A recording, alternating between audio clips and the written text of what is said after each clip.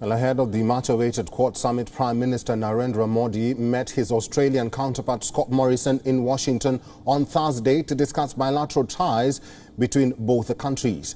This is the first time that the two prime ministers are meeting in person after the pandemic began in 2020. Both the leaders had spoken a couple of times on the sidelines of various international conferences.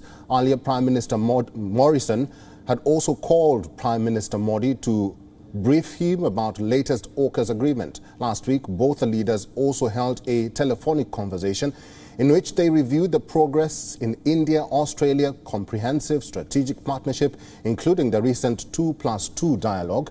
Australia on Thursday also struck an agreement with India to support low emissions technology sharing between the two nations. During a press briefing, Australian Prime Minister Scott Morrison said that Australia and India have agreed on a low emissions technology partnership focusing on hydrogen development and low-cost solar programs. I've just come from a meeting with one of my Quad partners, Prime Minister Modi, a dear friend and great friend of Australia. We've been working together for some years now. Today at our meeting we were able to agree some important new initiatives. At our meeting today we agreed to go forward with a low emissions technology partnership, a partnership that will focus on hydrogen development, ultra low cost solar programs to support their energy transition. And following that meeting, our correspondent Sidhan Sibal asked the Australian Prime Minister about the meeting. He said that the meeting with Prime Minister Modi was outstanding. Listen. How was your meeting, sir, with the Prime Minister? Outstanding. Okay. So do you think AUKUS will impact the trilateral? We've got a press conference lined up.